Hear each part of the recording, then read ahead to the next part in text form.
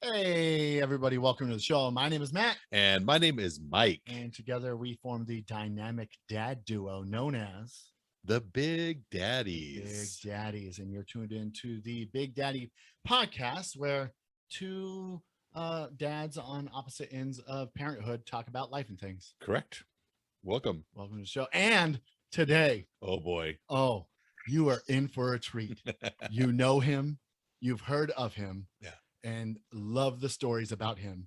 Mr. Kent Creason, Kent special Creason. guest. Thank you. It's wonderful to be here. You didn't fumble the alliteration this time, Matt. It's good. You're getting better at the double D's there. I'm getting better at words.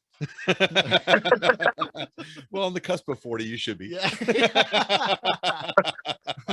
Once again, what episode is this? 48 now? 40, 48. 49. Yeah, 48 or 49. Yeah, bona fide middle-aged podcast. Yeah.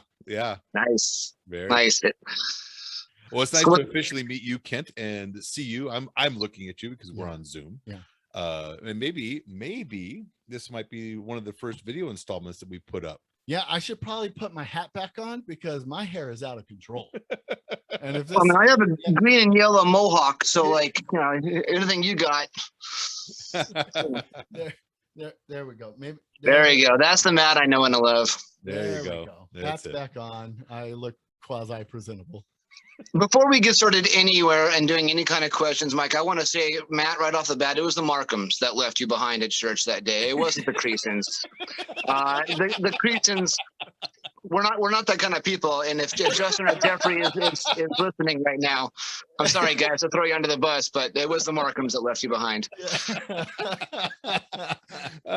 We'll have one of the Markham kids on to dispute this.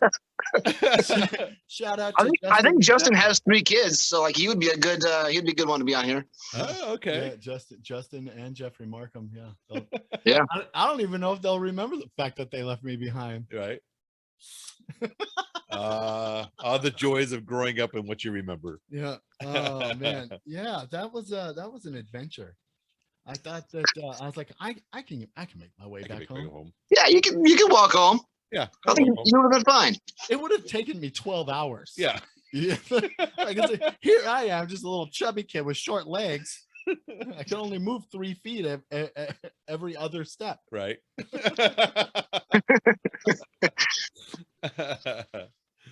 Oh my gosh. So we have a couple of questions, Kent, that we ask everybody to start off the conversation and jump into wonderful things. So a first question, which is the question we ask our audience when we perform live, is what is the best, worst, or most memorable piece of advice that your dad ever gave you? So listening to the prior podcast, I'm actually kind of prepared with this, and I thought about this, and my dad really wasn't much of a soundbite kind of easy to put together in a sentence or two kind of lessons kind of guy. He was more of a lead by example. But there was one thing that really stood out was whenever you borrow something from someone, always give it back to them in a better condition than you borrowed it from. Oh, right. And so, he borrowed a chainsaw, I think, from a friend of his. And I think he used it for all of a half an hour and then spent 2 hours cleaning it and oiling it and giving it back to him in this beautiful condition. And the guy was just amazed. Pardon the dogs upstairs. I don't know if you can hear that, but so that was one of the best lessons I could think of, is always give it back to someone in a better condition than you got it. Be a good neighbor, basically, right? Yeah. Respect, community, and all that. And respect, yeah. There is a story that I was thinking about that involves your dad, and you, myself, and Russell.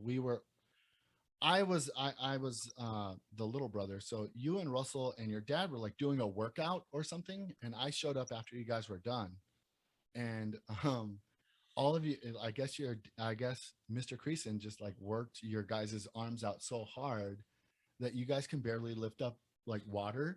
I think I remember this. Yeah, we would incrementally lower the weights until we would we would go until failure, and then he'd take a little bit of weight off, and then we'd go until failure and take some weight off, so that we were struggling with just the bar on this. They're just I can't lift 5 pounds.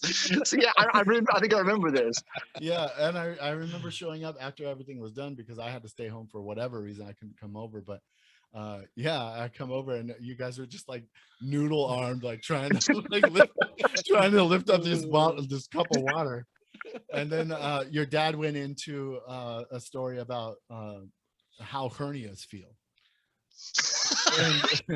And what like, because I guess Russell is like, what does it feel like to get a hernia? Because yeah, there's like the belt that the weightlifting belt that you wear, and your dad, this is something your dad said that stuck with me until this day. Like, I think about it every single time I lift up something heavy. Mr. Creason is like, his explanation and description of getting a hernia is, well, that doesn't feel right. Like that was it. That was it.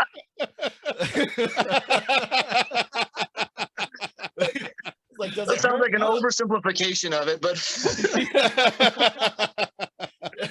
because we're like, does it hurt? It's like, it's not so much a hurt. That doesn't feel right. Doesn't feel right.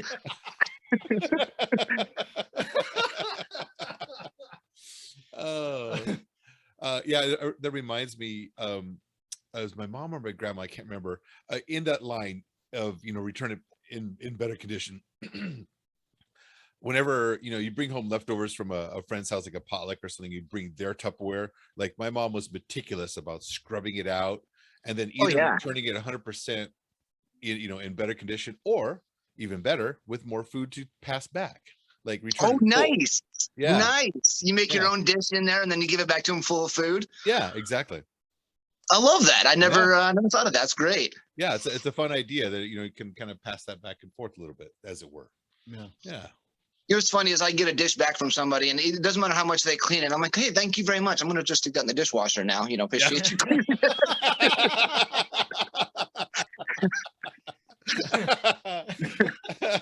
I remember me and Russell, my mom gave us money to go get haircuts. And for those that don't see me regularly, 99% of the time I'm wearing a ball cap. Mm-hmm. And so it was like summer break. It was right before school started, and I'm wearing my ball cap, and we go and get haircuts. And then afterwards I put my ball cap back on, and Russell's like, man, that was really rude. I was like, what are you talking about? He's like, dude, they just spent 30 minutes cutting your hair and working really hard. That's their craft, and you're covering up their hard work. I was like, well, that makes me feel like a horrible person.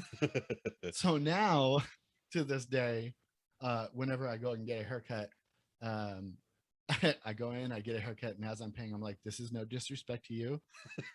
I'm just very self-conscious of my receding hairline, so I'm going to put my hat back on now. the disclaimer afterwards. The disclaimer as he puts it on. Like, you I'm did really a fine sorry. job, sir. You did a really great job. Thank you so much. I'm going to cover it up with that. I thought you were going to say you kept the hat in the car or something, and then just put it on as soon as you were in the car. Yeah, out of sight. Nope, I am brutally honest with how I live my life. Look, I can't walk around with dreadlocks. Right. So I need you in my life to cut my hair once every 6 months. Yeah, every 6 months. Well, once I started going, so as Ken can see, I'm completely bald. I shave bald, and I do this on the regular. And I started doing this when I was about 30, for three reasons. So number one, you can't tell now, but I have what they call widow's peak. Shaped as a widow's peak. However, one of the divots of the widow's peak is larger than the other. Now combine this with the fact that on the back of my head is a legitimate bald spot. Like, there is no hair back there. If you were to feel right now, you'd feel skin, not the bristle, right? Combine that with the fact that my hair is baby fine, and once it goes past a certain length, curly.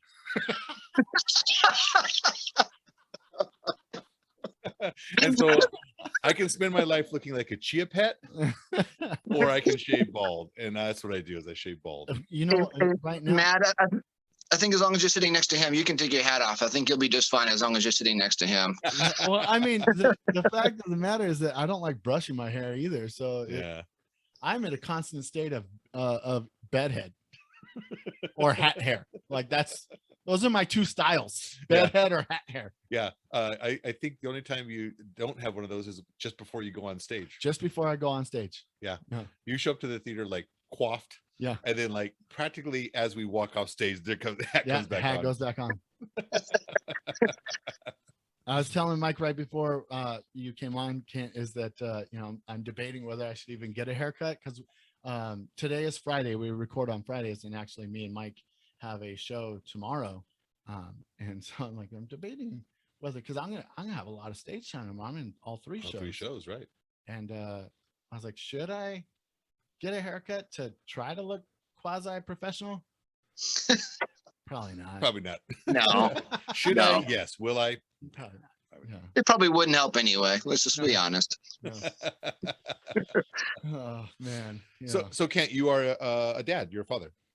Yes, I have two boys, 17 and 15. And actually, we have a milestone today. My oldest, 17, he got his license today and drove to school by himself. Well, with his younger brother in the car for the first time today. So I'm drunk. I'm pretty drunk all day today. I'm really.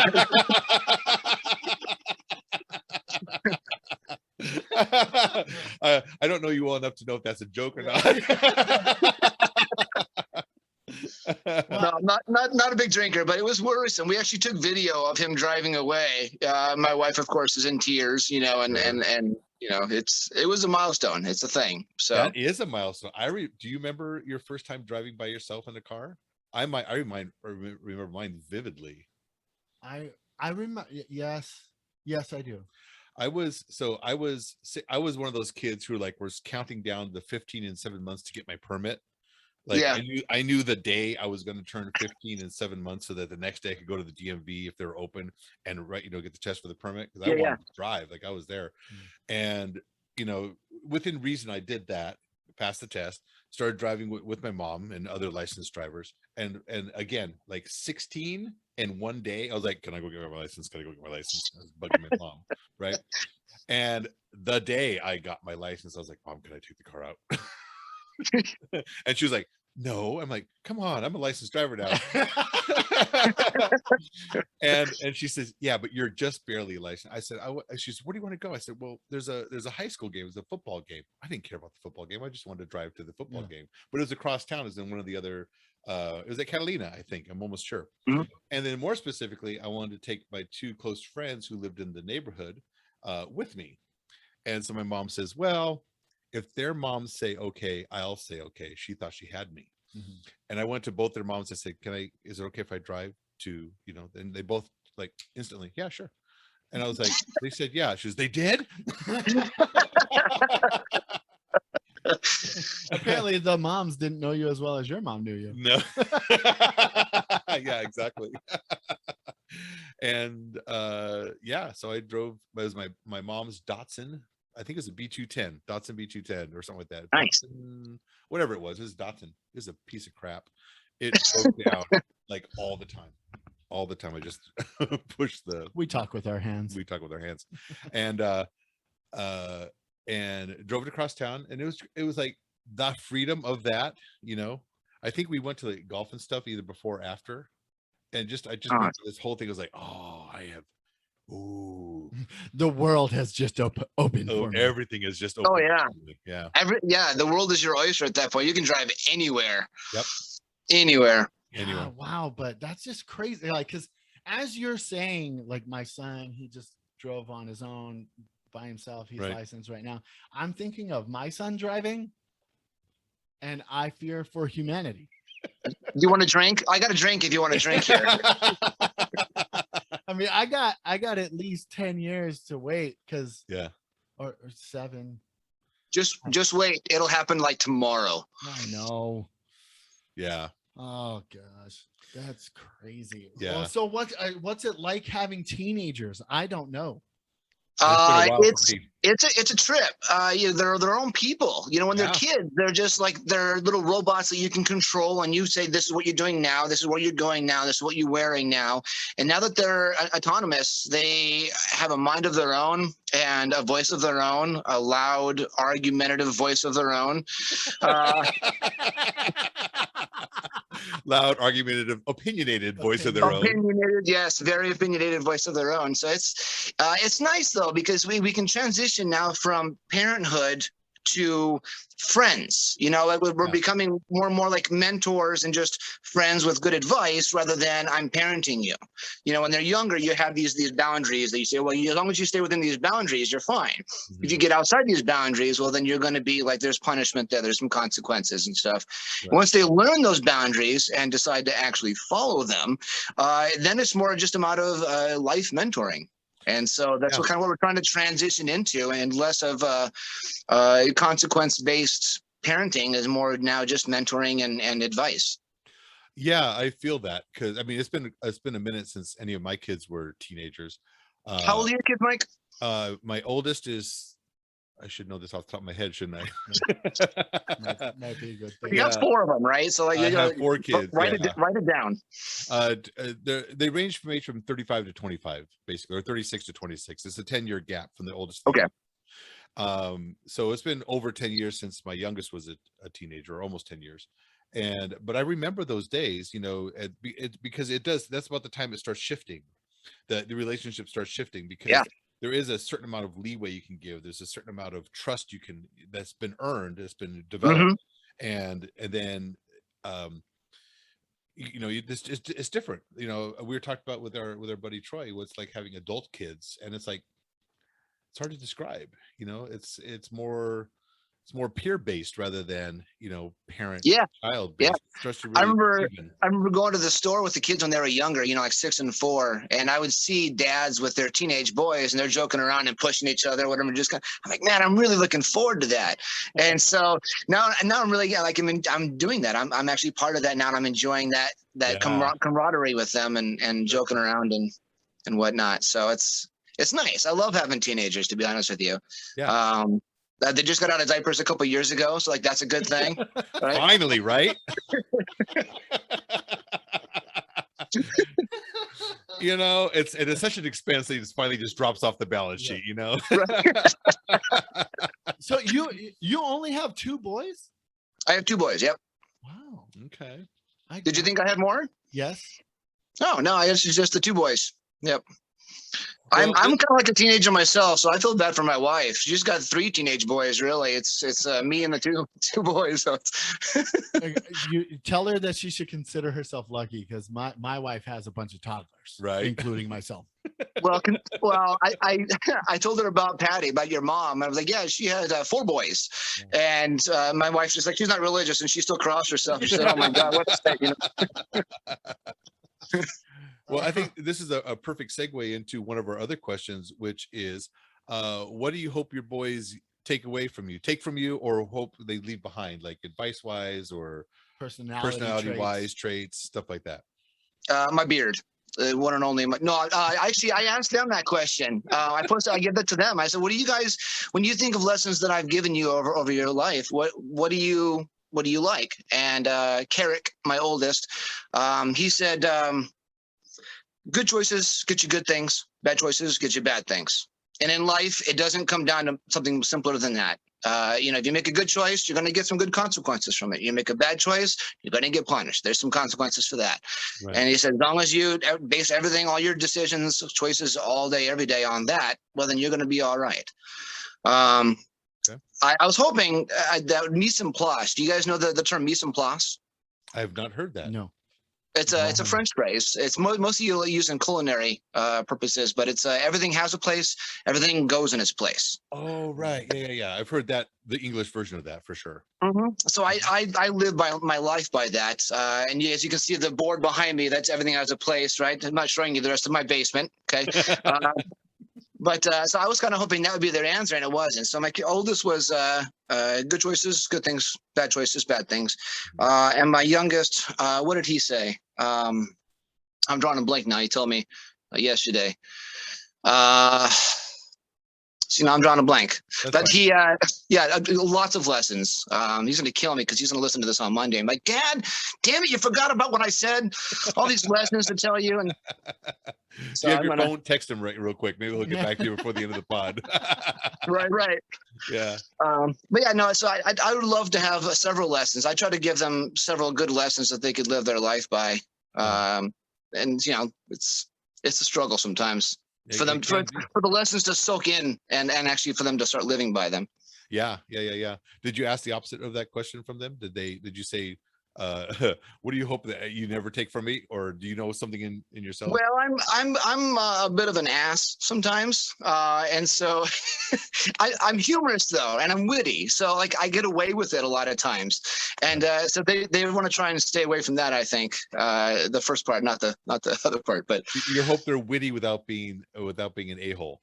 yes, that's it. That's Okay. it. Yeah. Fair enough. And for me, it's hand in hand. I can't separate the two. You know, it's conjoined twins in my mind. It's I can't do one without the other. That's pretty funny. Yeah. But you know what? What he's saying is true. I've known a lot of people who are just raging a-holes, but damn, they're funny. Yeah. And it's like, Yeah. I You're hate that sitting it makes across up- from one right now. Yeah. I kind of hate that it makes up for things so much. Yeah. Oh, come on. Yeah, my saving grace and what has been kept me in a relationship for 12 years is the fact that I can be funny sometimes. Yeah, you can make her laugh. Yeah, Right? because Lord knows if I wasn't funny, I'd probably be on the street somewhere, just living under a bridge. In my single years, I dabbled in some online dating, and you go out for dates and stuff like that. And a lot of times in my profile, I would say, I'm good looking enough that my personality pushes me over the edge.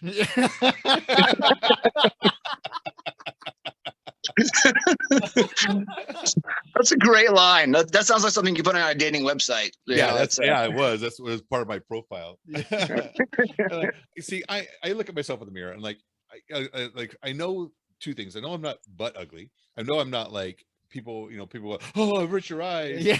kind of a thing. Look away. Look away. But I also know that when I walk into the room, any person who's attracted to the male person, they don't glance up and go, ooh. Yeah.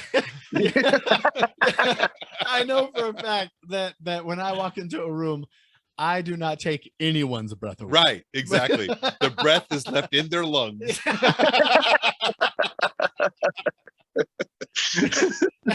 Unless it's like a sigh of relief. Oh, it's only Matt. Oh, it's Matt.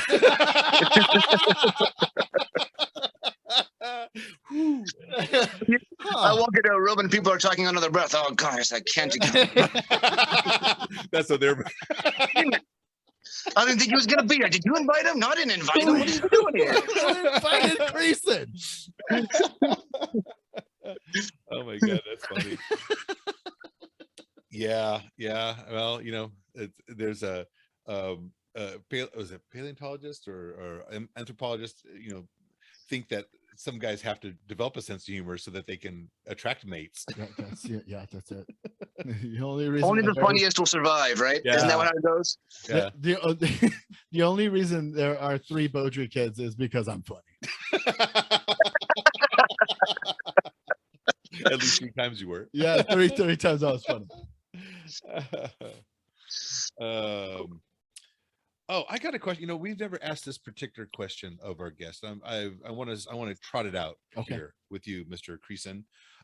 What's one of your favorite memories that you have with your kids? I don't know if we've ever asked that of a guest. Oh, Maybe just if you can, a single one or maybe a handful, whatever. a handful. Yeah. Oh. Honestly, the memories more recently, rather than when they were younger, have becoming just better and better and better. One with Cody, we went to a hockey game here in Wisconsin, and it was a lot of fun. It was a great bonding experience. We were able to kind of let loose a little bit. It was just him and I, and so we're screaming things we probably shouldn't have been screaming. And I know he was saying things that his mom probably would not be okay with, but it was a lot of fun. We kind of really had a special connection that day, and it grew upon that. With my oldest, really, I try to avoid him as much as I can over 17 years. I haven't spent the time. I think he has his own room. Yeah, right. I'm pretty sure he still lives here, but I couldn't be sure, to be honest with you. We love playing football, and actually with both of them, we love playing football and just kind of throwing the ball around in frisbee. Did a lot of frisbee this past couple of years here in Wisconsin, and so it's I love just getting out in the street there and playing some frisbee with them, and having fun with that. So not necessarily these huge memories of we went here and went there, just that the normal day to day, right? Yeah, absolutely. Just the general relationship that we have is valuable to me. Yeah. I don't have the best memory, and so it's one of the.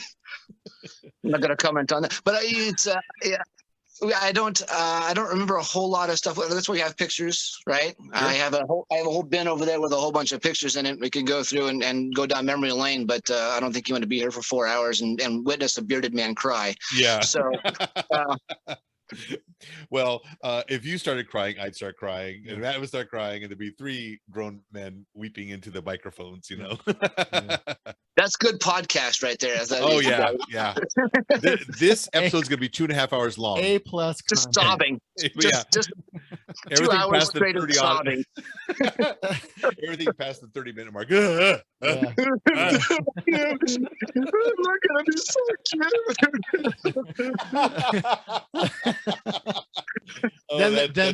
Then there'll be silence while we all take a bathroom break and come back to crying. We're just gonna let it run the whole time. Right. Yeah.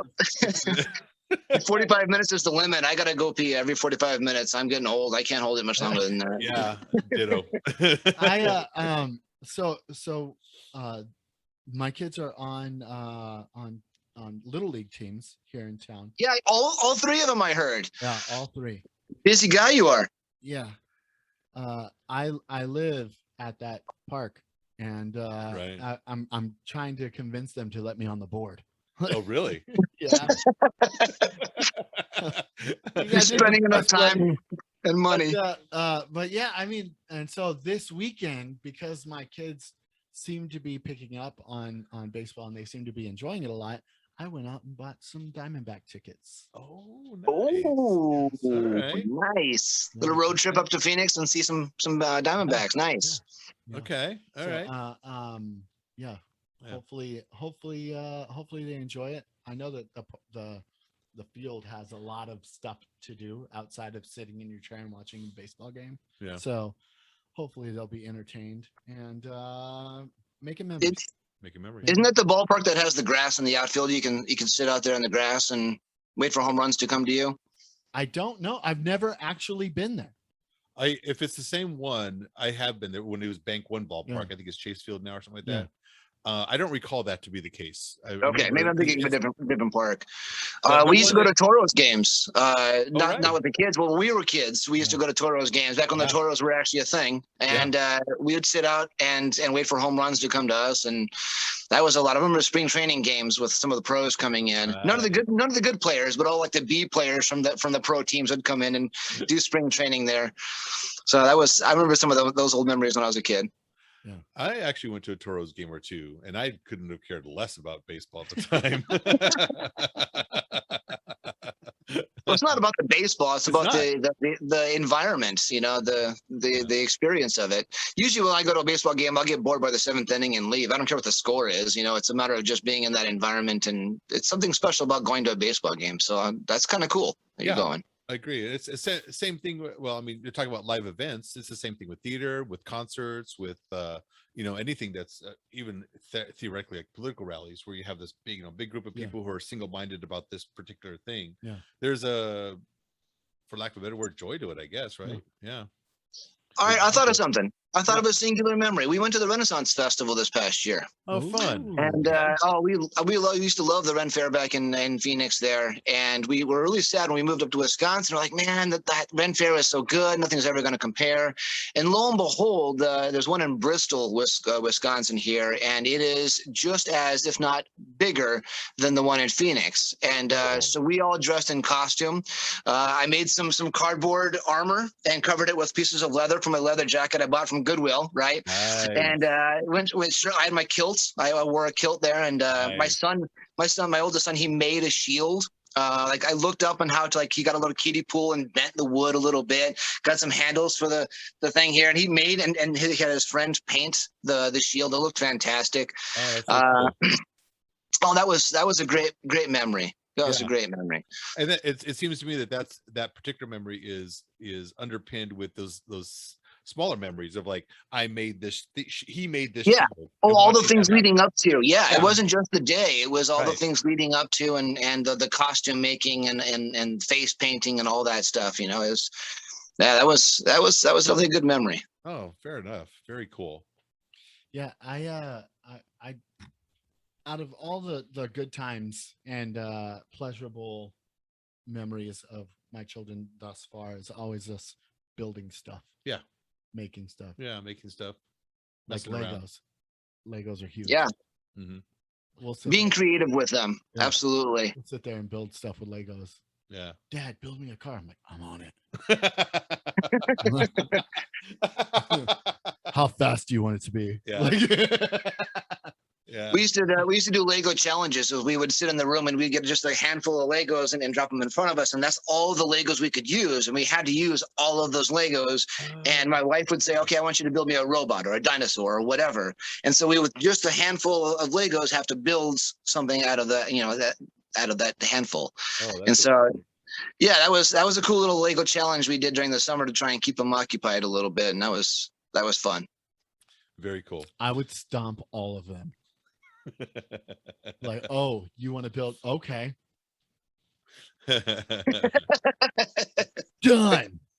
I'd be like a clown with balloons, you know?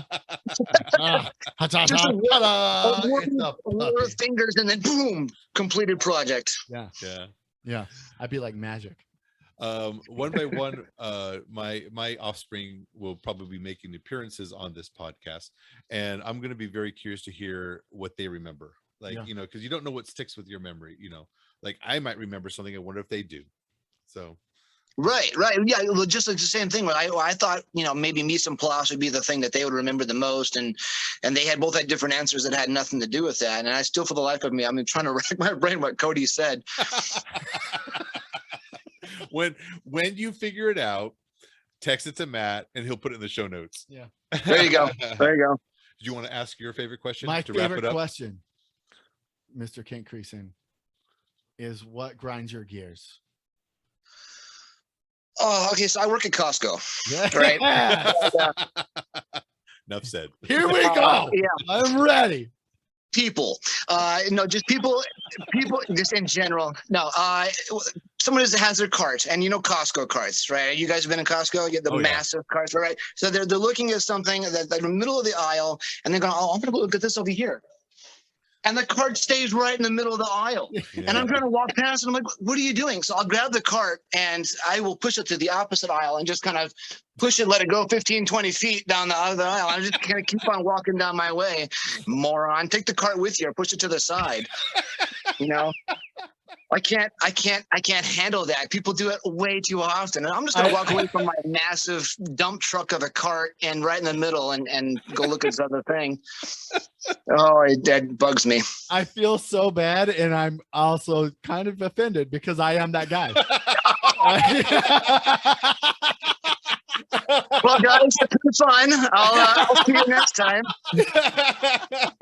I almost bought you a cup of coffee too. That was close. I'm glad I didn't do that. We have just witnessed the end of our friendship, I think. Yeah. But I don't do it at Costco. I only do it at Walmart. Okay. That's fine. I'm fine with that. Because I don't do it. I don't do it at grocery stores, like grocery store, like Price. Right. I don't do it there. I'll do it at Walmart though, because you're in a store, you get a break from life. That's what grocery store shopping is for me, by the way. I think when you walk into a Walmart, there's a certain amount of apathy you just automatically kind of soak in and take in and just go, well, you know what? Nobody gives a rat's A about anything here. So like, I'm not going to. You can't let it bother you because everyone in Walmart is going to be dumb and not thinking about their spatial awareness. And so you're just going to have to be apathetic about all that stuff as soon as you walk in there. My whole thing is that there's so much to see, and my ADHD is pinging. It's ping, ping, ping, ping, ping, ping, ping. Ooh, something shiny, right? Like squirrel. And especially like right now, it's Halloween season. We got like Halloween decorations, and I'm there to get, you know, a t-shirt for undershirt for a ball game, and I'm like, oh, but they got this stuff over here. Oh, they put the makeup up. The makeup is here. Oh, what kind of special effects stuff do they got? 40 minutes goes by. My cart's still over in the clothing section. Meanwhile, somebody just grabbed it and put all your stuff away, thinking it was an abandoned cart. I get text message from like, where are you? Like, I'm sorry, it's Halloween, and my brain it's so happy right now. It's been 6 weeks. Where have you been? We put a missing report out for you and everything. I get home, everyone's crying. They're like, we filed a missing persons report on you. Look, you're on a milk carton, Dad. Where are you? I'm sorry, it's not me. It's my brain. It doesn't work like everyone else's. Oh my god. I don't think we're gonna get better than that. No, that's Matt's face on a milk carton is the pinnacle of today's discussion. Oh my god. And it would be this. It would be a surprise look. It wouldn't be a nice little picture. Just be this. Yeah. Funny story. That's exactly how I look in every single picture. Is the face that you just made. And when I post the video, that joke will be so much funnier. Yeah. All the people who are just listening, so her dead arrow was like, well, I'm sure that's funny for some people. Marty gives me grief every time we'll try to do a selfie, and I look surprised every single time. For good reason. I'm surprised that she's still taking pictures with me. It's the 7th or 8th selfie, and you're still surprised. She was like, "Oh, okay." Like, wow, she still likes me. Nice. All right. Oh my god. Well, Kent Creason, thank you so much for being on the show. Oh, you're delightful. It was so much fun. Nice to meet you. By the way. It's a pleasure to meet you. I'm hoping that this is not the last time I can be on the show. If you guys are going to do another 50, 100, 150,000 episodes, I hope this is not the last time. And maybe I'll write down my answers next time and like a little paper underneath here so I can actually like be coherent in my answers, right? Fair enough. You're coherent enough. You were coherent enough. Given the company, you were probably the best of the three. Yeah. Sure. But I had a ball with this podcast. Thank you, Matt. Thank you, Mike. Thank you, Kent. Thank you, Mike. Thank you, Matt. Thank you. Doctor. And so listeners, don't forget to check out the page www.buymeacoffee.com/Big Daddies. Big Daddies. It's a buy him a coffee. Buy us a coffee. Buy us a coffee. And keep up to date with what we're doing either on Facebook or on the website that's still currently under construction. www.thebigdaddies.com. Thebigdaddies.com. All right. We'll look forward to seeing everybody in person maybe this weekend and or the next time we perform. Thank you all for listening, and we'll see you again next Monday. Yep. Bye. Bye. Bye.